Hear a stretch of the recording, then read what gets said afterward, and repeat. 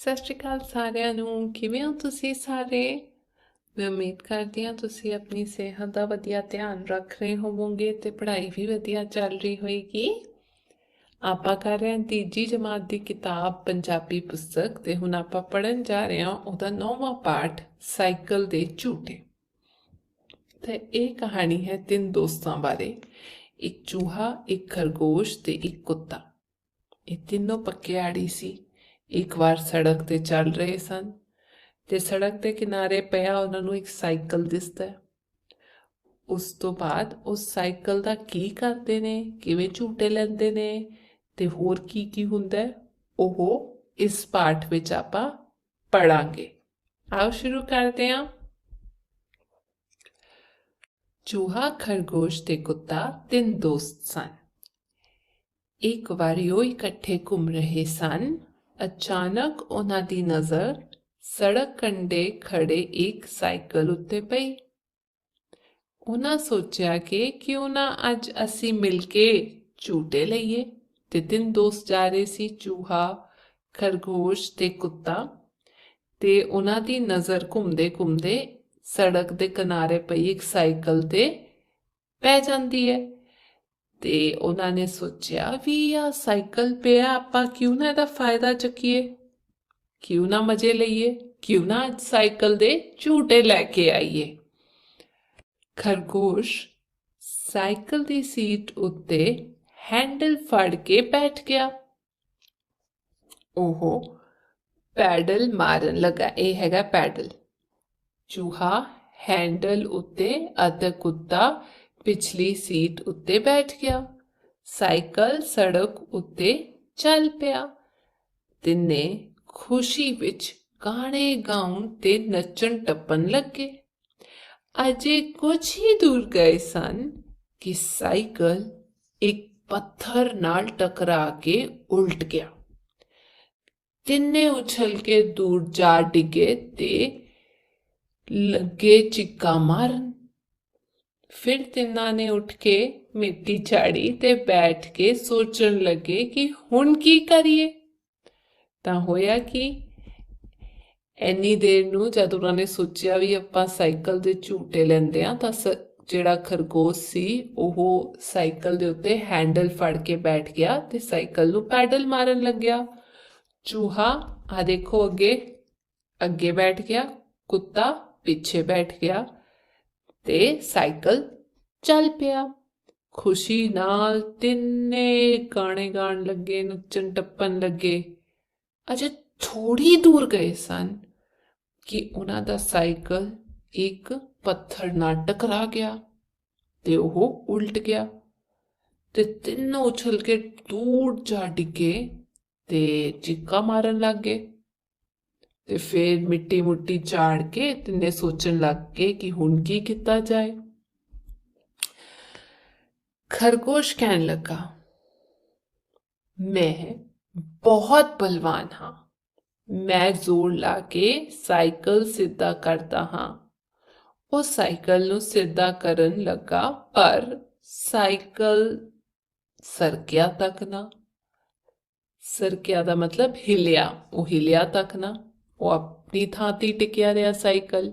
ਫਿਰ ਚੂਹਾ ਕਹਿਣ ਲੱਗਾ, ਤੂੰ ਪਾਸੇ ਹੋ, ਮੈਂ ਸਿੱਧਾ ਕਰਦਾ। ਚੂਹਾ ਵੀ ਜ਼ੋਰ ਲਾਉਣ ਲੱਗਾ, ਪਰ ਸਾਈਕਲ ਆਪਣੀ ਥਾਂ ਤੋਂ ਹਿਲ ਨਹੀਂ ਸੀ ਰਿਹਾ। ਤਾਂ ਹੁਣ ਖਰਗੋਸ਼ ਨੇ ਸਭ ਨੂੰ ਕਿਹਾ ਵੀ ਤੁਸੀਂ ਪਰੇ ਹਟ ਜਾਓ, ਮੈਂ ਬਲਵਾਨ ਬਹੁਤ ਹਾਂ, ਸਾਈਕਲ ਤਾਂ ਉਲਟ ਗਿਆ, ਹੁਣ ਮੈਂ ਇਹਨੂੰ ਸਿੱਧਾ ਕਰਦਾ। ਤੇ ਖਰਗੋਸ਼ ਨੇ ਆਪਣਾ ਪੂਰਾ ਜ਼ੋਰ ਲਾ ਲਿਆ, ਸਾਈਕਲ ਤਾਂ ਹਿਲਿਆ ਨਹੀਂ।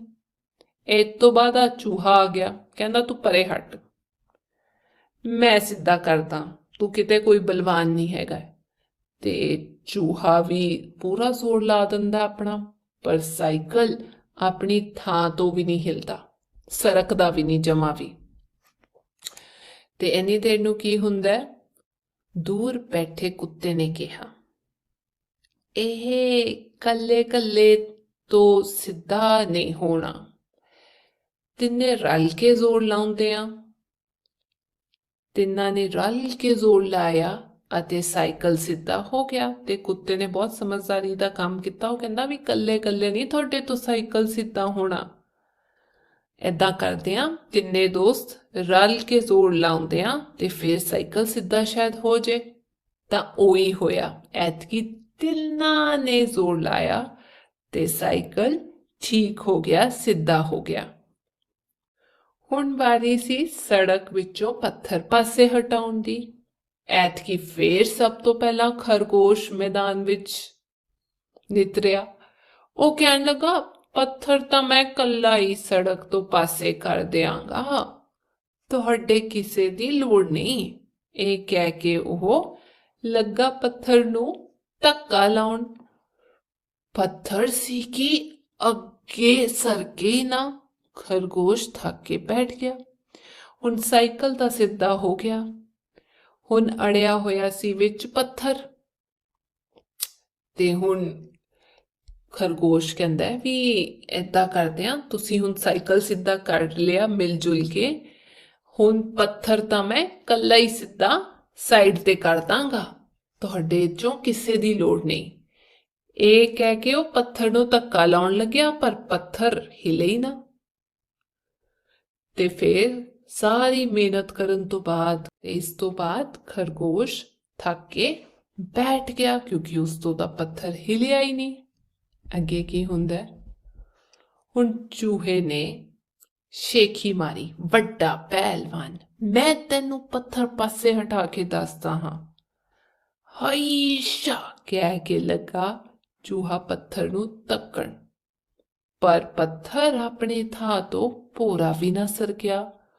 ਹੁਣ ਚੂਹੇ ਨੇ ਖਰਗੋਸ਼ ਨੂੰ ਸ਼ੇਖੀ ਮਾਰੀ ਵੀ ਤੂੰ ਵੱਡਾ ਪਹਿਲਵਾਨ ਹੈ, ਤੂੰ ਪਰੇ ਹਟ, ਤੇਰੇ ਤੋਂ ਨਹੀਂ ਹੋਣਾ, ਮੈਂ ਹਿਲਾ ਕੇ ਦਿਖਾਉਂਦਾ। ਤੇ ਉਹਨੇ ਜ਼ੋਰ ਕੇ ਹਾਈਸ਼ਾ ਕਿਹਾ ਤੇ ਪੱਥਰ ਨੂੰ ਧੱਕਾ ਲਾਉਣ ਲੱਗਾ, ਪਰ ਪੱਥਰ ਆਪਣੀ ਥਾਂ ਤੋਂ ਜਗ੍ਹਾ ਵੀ ਨਹੀਂ ਹਿੱਲਿਆ। ਫੇਰ ਕੀ ਹੁੰਦਾ? ਕੁੱਤਾ ਦੋਹਾਂ ਦੀਆਂ ਹਰਕਤਾਂ ਨੂੰ ਧਿਆਨ ਨਾਲ ਵੇਖ ਰਿਹਾ ਸੀ। ਉਹ ਆਪਣੀ ਥਾਂ ਤੋਂ ਉੱਠਿਆ ਤੇ ਬੋਲਿਆ, ਗੱਲ ਸੁਣੋ, ਇਹ ਕੱਲੇ ਕੱਲੇ ਤੋਂ ਨਹੀਂ ਹਟਣਾ, ਆਓ ਪਹਿਲਾਂ ਵਾਂਗ ਤਿੰਨੇ ਰਲ ਕੇ ਜ਼ੋਰ ਲਾਈਏ ਤੇ ਪੱਥਰ ਨੂੰ ਪਾਸੇ ਹਟਾਈਏ। ਤਿੰਨਾਂ ਨੇ ਰਲ ਕੇ ਜ਼ੋਰ ਲਾਇਆ, ਉਹਨਾਂ ਨੇ ਪੱਥਰ ਨੂੰ ਪਾਸੇ ਹਟਾ ਦਿੱਤਾ। ਹੁਣ ਤਿੰਨੇ ਬਹੁਤ ਖੁਸ਼ ਸਨ। ਤਾਂ ਕੁੱਤੇ ਨੇ ਦੂਜੀ ਵਾਰ ਸਮਝਦਾਰੀ ਦਿਖਾਈ। ਜਦ ਚੂਹੇ ਜਾਂ ਫਿਰ ਖਰਗੋਸ਼ ਤੋਂ ਪੱਥਰ ਪਾਸੇ ਨਹੀਂ ਹਟਿਆ, ਥੱਕ ਗਏ ਹੋਣ, ਉਸ ਤੋਂ ਬਾਅਦ ਕੁੱਤੇ ਨੇ ਆਪਣੀ ਸਮਝਦਾਰੀ ਦਿਖਾਉਂਦੇ ਹੋਏ ਕਿਹਾ ਵੀ ਇੰਜ ਕਰੋ, ਕੱਲੇ ਕੱਲੇ ਤੋਂ ਹੋਣਾ ਨਹੀਂ, ਆਪਾਂ ਰਲ ਕੇ ਕੰਮ ਕਰਦੇ ਹਾਂ। ਜਿਵੇਂ ਆਪਾਂ ਸਾਈਕਲ ਠੀਕ ਕੀਤਾ ਸੀ, ਰਲ ਕੇ ਪੱਥਰ ਵੀ ਪਰਾਂ ਕਰ ਦਿੰਦੇ ਆ। ਤੇ ਤਿੰਨਾਂ ਨੇ ਰਲ ਕੇ ਜ਼ੋਰ ਲਾਇਆ ਤੇ ਪੱਥਰ ਪਰੇ ਹੋ ਗਿਆ। ਤੇ ਫਿਰ ਇਸ ਤੋਂ ਬਾਅਦ ਤਿੰਨੇ ਬਹੁਤ ਖੁਸ਼ ਹੋ ਗਏ। ਖਰਗੋਸ਼ ਫੇਰ ਗੱਦੀ ਉੱਤੇ ਬੈਠ ਕੇ ਸਾਈਕਲ ਚਲਾਉਣ ਲੱਗਾ। ਚੂਹਾ ਹੈਂਡਲ ਉੱਤੇ ਅਤੇ ਕੁੱਤਾ ਟਪੂਸੀ ਮਾਰ ਕੇ ਪਿਛਲੀ ਸੀਟ ਉੱਤੇ ਬੈਠ ਗਿਆ। ਹੁਣ ਫੇਰ ਤੋਂ ਉਹ ਤਿੰਨੇ ਉੱਚੀ ਉੱਚੀ ਗਾ ਰਹੇ ਸਨ ਤੇ ਨੱਚ ਟੱਪ ਰਹੇ ਸਨ। ਕਿੰਨੇ ਮਜ਼ੇਦਾਰ ਸਨ ਇਹ ਸਾਈਕਲ ਦੇ ਝੂਟੇ। ਤਾਂ ਹੁਣ ਕੀ ਹੋਇਆ? ਜਦ ਪੱਥਰ ਪਰਾਂ ਹੋ ਗਿਆ, ਸਾਈਕਲ ਸਿੱਧਾ ਹੋ ਗਿਆ, ਉਸ ਤੋਂ ਬਾਅਦ ਫੇਰ ਤੋਂ ਖਰਗੋਸ਼ ਸਾਈਕਲ ਦੀ ਸੀਟ ਤੇ ਬੈਠ ਗਿਆ ਤੇ ਸਾਈਕਲ ਨੂੰ ਚਲਾਉਣ ਲੱਗਿਆ। ਚੂਹਾ ਅੱਗੇਲੇ ਪਾਸੇ ਬੈਠ ਗਿਆ, ਕੁੱਤਾ ਪਿਛਲੇ ਪਾਸੇ ਬੈਠ ਗਿਆ ਟਪੂਸੀ ਮਾਰ ਕੇ। ਤੇ ਫਿਰ ਤਿੰਨਾਂ ਨੇ ਉੱਚੀ ਉੱਚੀ ਗਾਣੇ ਗਾਣੇ ਸ਼ੁਰੂ ਕਰਤੇ, ਮਜ਼ੇ ਕਰਨੇ ਸ਼ੁਰੂ ਕਰਤੇ। ਤੇ ਫਿਰ ਤਿੰਨਾਂ ਨੇ ਸੋਚਿਆ ਵੀ ਕਿੰਨੀ ਮਜ਼ੇਦਾਰ ਹੈ ਸਾਈਕਲ ਦੇ ਝੂਟੇ। ਅੱਗੇ ਚੱਲਦੇ ਹਾਂ ਪਾਠ ਅਭਿਆਸ। ਪਹਿਲਾ ਹੈਗਾ ਸ਼ਬਦ ਅਰਥ। ਕੰਢੇ ਦਾ ਮਤਲਬ ਕਿਨਾਰੇ, ਨਿਤਰਿਆ ਦਾ ਮਤਲਬ ਸਾਹਮਣੇ ਆਇਆ, ਮਜ਼ੇਦਾਰ ਇਹਦਾ ਮਤਲਬ ਆਨੰਦ ਭਰਪੂਰ, ਬਹੁਤ ਖੁਸ਼ੀ ਦੇਣ ਵਾਲਾ ਕੰਮ। ਪਹਿਲਵਾਨ ਜਿਹਦਾ ਮਤਲਬ ਹੁੰਦਾ ਹੈ ਕੁਸ਼ਤੀ ਖੇਡਣ ਵਾਲਾ। ਬਲਵਾਨ ਤਾਕਤਵਰ, ਹਿੰਮਤ ਵਾਲਾ। ਸ਼ੇਖੀ ਫੜ ਮਾਰਨੀ, ਹਵਾ ਜੀ ਕਰਨੀ, ਕਿਸੇ ਵੀ ਗੱਲ ਨੂੰ ਵਧਾ ਚੜਾ ਕੇ ਕਹਿ ਦੇਣਾ। ਸਰਕਿਆ यानी कि हिलिया, टपूसी यानी कि छाल मारना। दूजा है मौखिक प्रश्न, उत्थे पहला दसे चूहा किथे बैठ गया। चूहा साइकिल ते हैंडल ते बैठ जांदा सी, तां आपां लिखांगे चूहा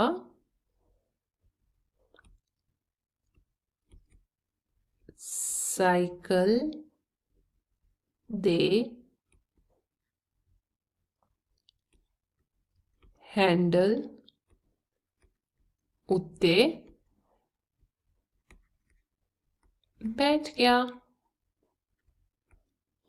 अगला, तिन्ने दोस्त खुशी विच की करन लगे। तिन्ने दोस्त खुशी विच गाने गाउन। एक तो उन्होंने गाने गाना शुरू करता सी ते नाल दी नाल ओह नच्चन टप्पन भी लगे ते नच्चन टप्पन लगे। अगला है पत्थर हटाउण लई सब तो पहला किसने कोशिश की। सब तो पहला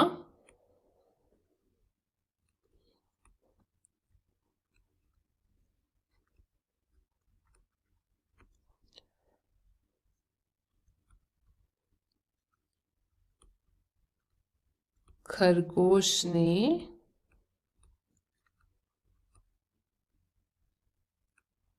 कोशिश की थी। तीजा प्रश्न है ठीक उत्तर अगे सही दा निशान लाओ। पहला, तिन्ने दोस्त साइकिल किथे चला रहे सन, खेत विच, सड़क उत्ते या गली विच। सड़क उत्ते चला रहे सन। दूजा, साइकिल किस चीज नाल टकरा गया। रुख नाल, कंध नाल, पत्थर नाल। पत्थर नाल टकरा गया। तीजा, सब तो पहला पत्थर हटाउण दी कोशिश किसने की। चूहे ने, खरगोश ने, कुत्ते ने। खरगोश ने। चौथा प्रश्न है पहलवान केड़ी खेड खेडदा है।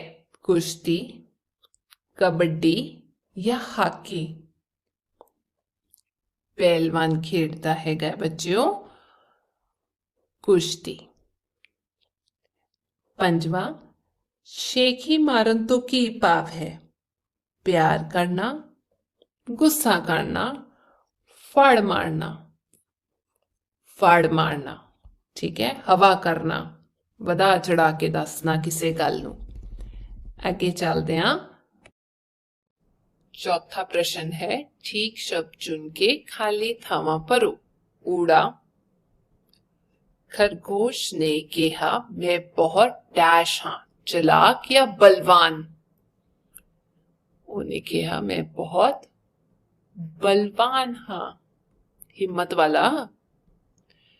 एड़ा, डैश अपनी थां तो हिल नहीं सी रहा, साइकिल या ट्रक। साइकिल। ईड़ी, तिन्ना ने रल के डैश नू पासे हटा दिता। इट या पत्थर। पत्थर। ससा, तिन्ने उच्ची उच्ची डैश रहे सन, दौड़ या गा। तिन्ने उच्ची उच्ची गा रहे सन। पंजवा प्रश्न है हेठ लिखे प्रश्नां दे उत्तर लिखो। ऊड़ा, तिन दोस्त कौन कौन सन। तिन दोस्त चूहा, खरगोश ते कुत्ता सन। तिन दोस्त चूहा,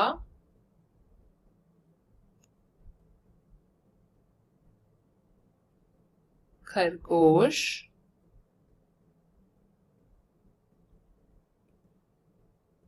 ते कुत्ता सन। एड़ा साइकिल कौन चला रहा सी? साइकिल खरगोश चला रहा सी।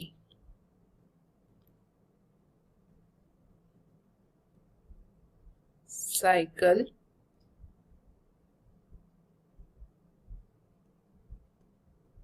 खरगोश चला रहा सी। अगला है, आगे ईड़ा प्रश्न हैगा साइकिल किवें उल्ट गया? साइकिल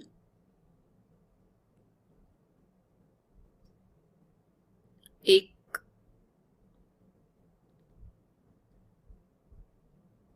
पत्थर नाल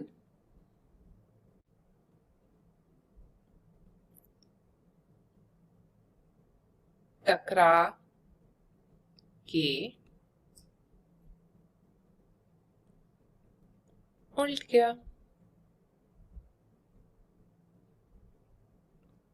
अगला हैगा, ससा दूर बैठे कुत्ते ने की कहा? दूर बैठे कुत्ते ने कहा कि डिग्या साइकिल कल्ले कल्ले तो सीधा नहीं होना, तिन्ने रल के जोर लाउंदे हां। दूर बैठे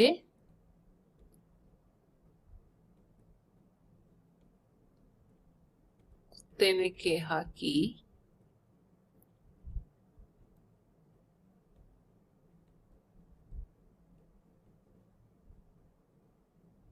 डिग्या साइकिल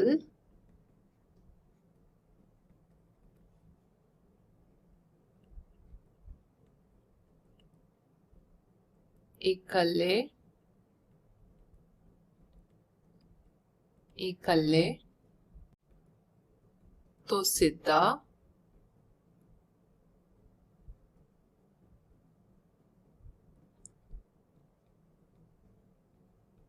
नहीं होना,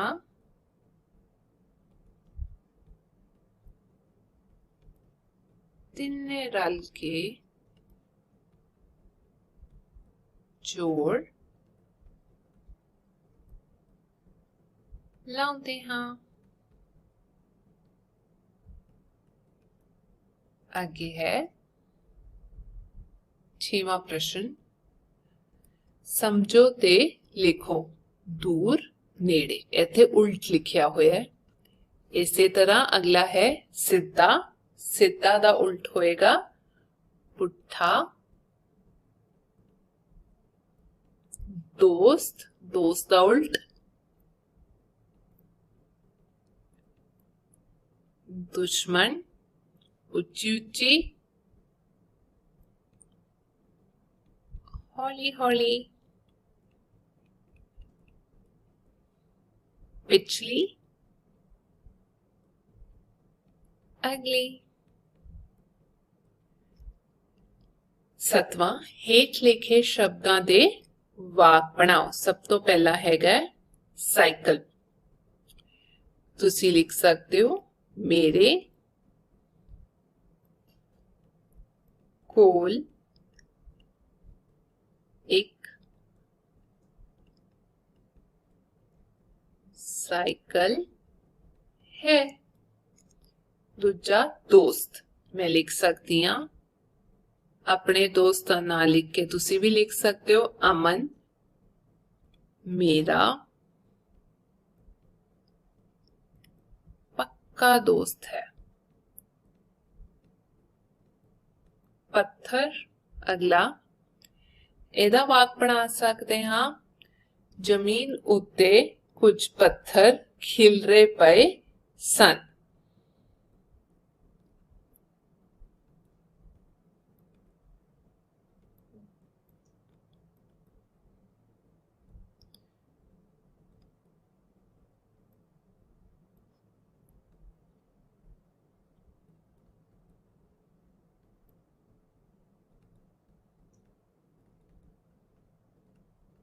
ਅਗਲਾ ਹੈ ਬਲਵਾਨ। ਆਪਾਂ ਲਿਖ ਸਕਦੇ ਹਾਂ ਰੋਜ਼ਾਨਾ ਕਸਰਤ ਸਾਡੇ ਸਰੀਰ ਨੂੰ ਬਲਵਾਨ ਬਣਾਉਂਦੀ ਹੈ।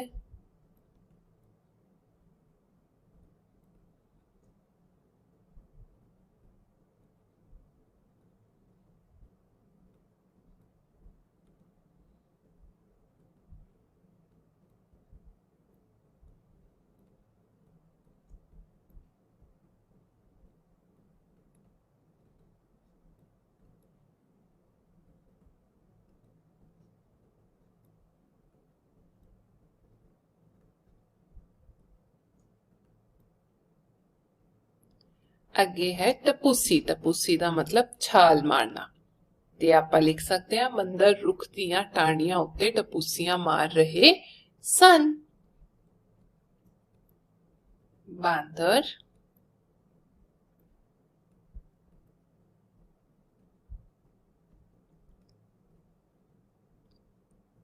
ਰੁੱਖ ਦੀਆਂ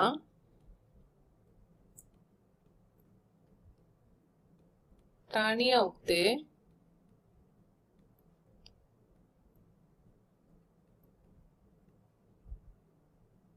ਟਪੂਸੀਆਂ ਮਾਰ ਰਹੇ ਸਨ। ਅਗਲਾ ਹੈ 9ਵਾਂ ਪ੍ਰਸ਼ਨ। ਬੋਲ ਲਿਖਤ। ਅਧਿਆਪਕ ਵਾਕਾਂ ਨੂੰ ਆਪ ਬੋਲੇ ਅਤੇ ਬੱਚਿਆਂ ਨੂੰ ਲਿਖਣ ਲਈ ਕਹੇ। ਯਾਨੀ ਕਿ ਅਧਿਆਪਕ ਕੁਝ ਵਾਕ ਬੋਲਣਗੇ ਜੋ ਤੁਸੀਂ ਲਿਖਣੇ ਨੇ। ਆਓ ਇੱਥੇ 5 ਵਾਕ ਆਪਾਂ ਆਪਣੀ ਸਿਹਤ ਬਾਰੇ ਲਿਖ ਲਈਏ। ਤੇ ਸਭ ਤੋਂ ਪਹਿਲਾਂ ਮੈਂ ਲਿਖਾਂਗੀ ਸਿਹਤ ਹੀ ਸਾਡੇ ਲਈ ਅਸਲ ਧਨ ਹੈ।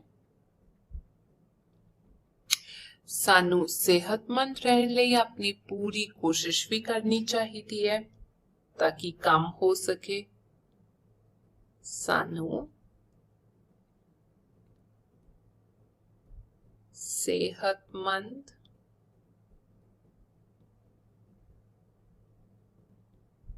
ਰਹਿਣ ਲਈ ਆਪਣੀ ਪੂਰੀ ਕੋਸ਼ਿਸ਼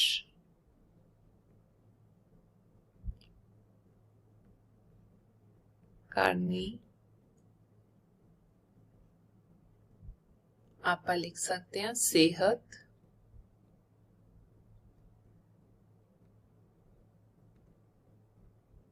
पैसे नालों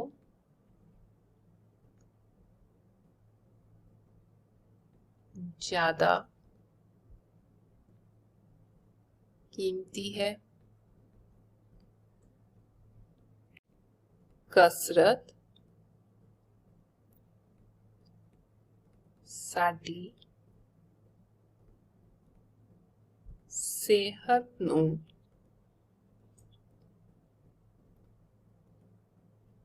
बनाई रखण विच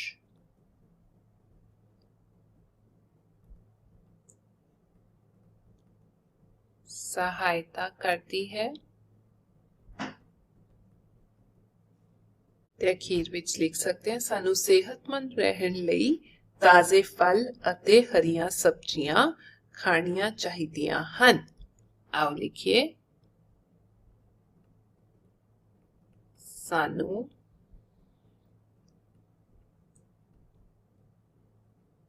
ਸਿਹਤਮੰਦ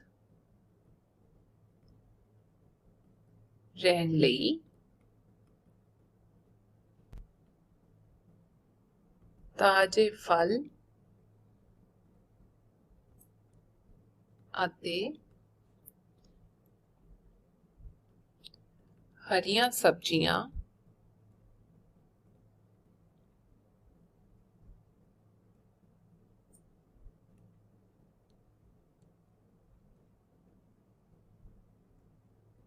ਖਾਣੀਆਂ